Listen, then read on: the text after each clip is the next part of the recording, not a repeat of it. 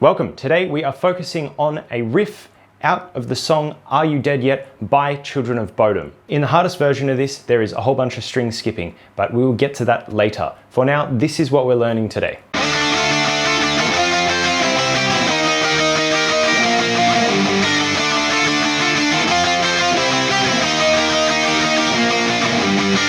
All right, so we're going to break it down into 4 levels of difficulty. It doesn't matter if you're a very beginner or you've been playing for years. This is either going to have something that's very challenging or just a really fantastic exercise for you to use to warm up or do any of that type of thing. Before we get to the hands-on section, I want to just take a moment to talk about Children of Bodom, who they are, what they do.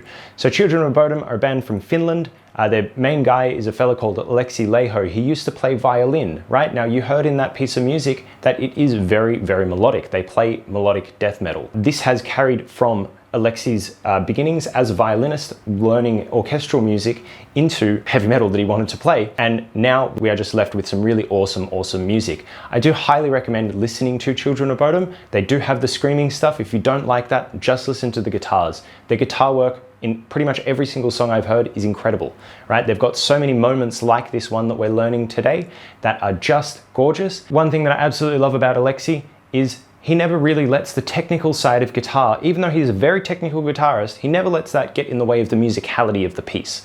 Your technique has to be pretty tight to be able to play this stuff. Once you get this under your fingers, you realize that you can sound absolutely incredible, and it's actually not that complicated to play. So just listen to a whole bunch of Children of Bodom. I will leave a whole bunch of recommended songs below, but learn a whole bunch of his different ideas, and your picking accuracy and your fretting hand, all of that stuff will get a lot better very quickly. Now, the final thing to mention is I am in drop D. There are 3 chords that use the drop D thing, but it's so easy to not use it. You do not have to change your guitar tuning from E standard to play this along with me.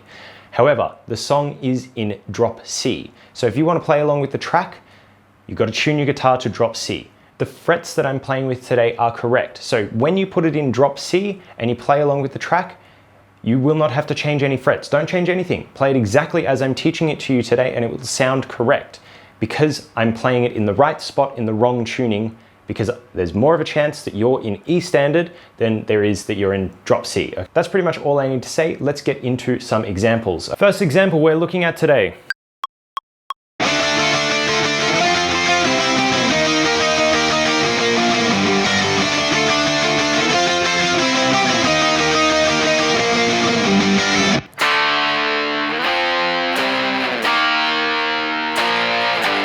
Pretty straightforward. I did say that there's going to be something for every single level of guitar, okay? It's just power chord. The tab is played below. Learn it with the tab. Do learn it, get a feel for it, because all of the melodic stuff is based off these 7 chords or whatever it is. So just learn it, get a feel for it, and then move on. If this is already challenging for you, I do suggest learning the next line, because yes, it is complicated, but if you can get this, you're going to be so proud of yourself.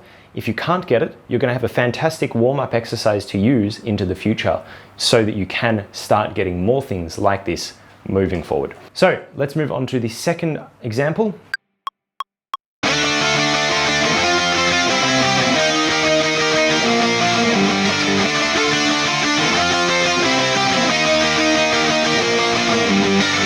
Okay, every single note in that was alternate picked. Following along with the tab, we're doing 7 to 10 to 7 on the G string. Then we're doing 10 to 14 to 10, still on the G string. Down to 9, 12, 9. And then 8, 12, 8. Then we move to the D string, 8, 12, 8. And then 10, 10 on the A, 11, 10 on the B. So all together, slowly.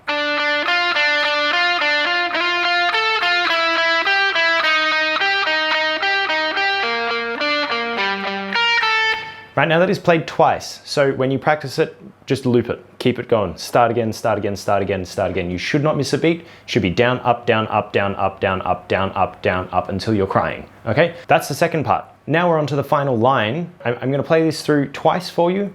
I'm gonna play it one way and then I'm gonna play it a different way. Both ways, I want you to pay attention and think about which one is easier and why. I'm going to give you the reasons why afterwards. And whatever answer you come to with this, I want you to really think about that and apply that to other areas of your playing. Whatever you're working with, If you can figure out an easier way to do that, maybe that's a better way, maybe it's a worse way. Who knows? That's why I'm giving you this example. Let's watch.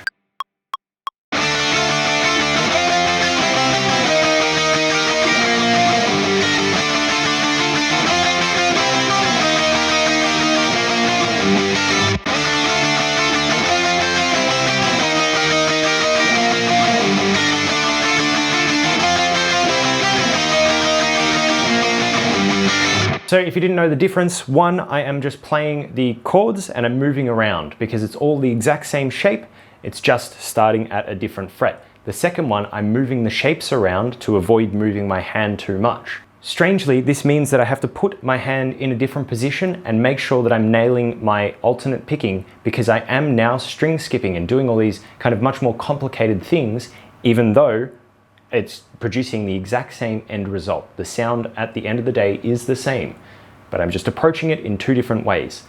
For me, I find the second way to play it easier, even though, right, I've got all these different shapes that I need to work out and make sure that I'm nailing in the process. I find it easier to do that than to move around the different strings and keep the shape kind of mostly the same. I stand by that the first way to play this is the easier way to play it because you're not string skipping, right? It's much easier to do this.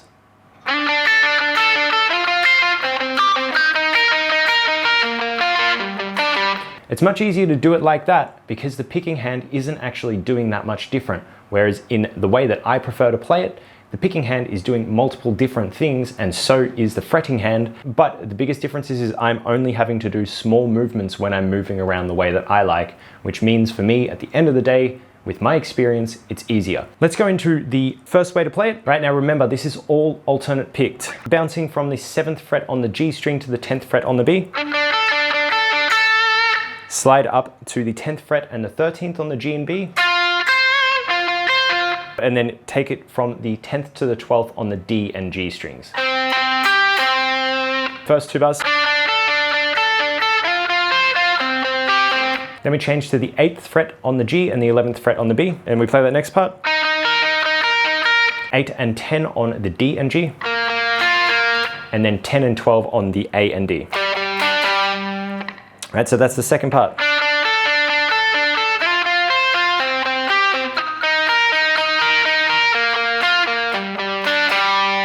When you get that under your fretting hand, the most important thing is that it's down, up, down, up, down, up, down, up.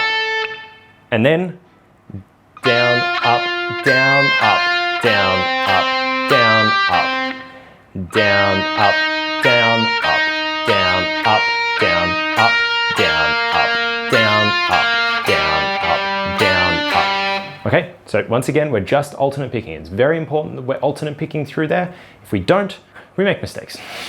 That's that part. If that part's super challenging for you, stick with it. Just stay there. Use it as a warm-up.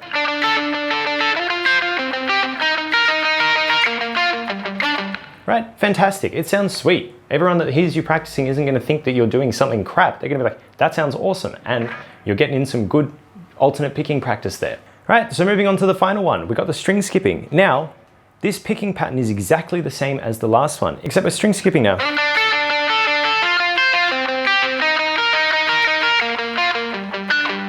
Down, up, down, up, down, up, down, up, down, up, down, up, down, up, down, up. Right, it's that same pattern. Down, up, down, up, down, up, down, up, down, up, down, up, down, up, down, up. Once again, I find the second way to play this easier because I can keep everything very precise and controlled in a very small area. If that is too difficult, because I know that it took me a while to get to that being the easier version, then stick with the other version. But when you get better at it,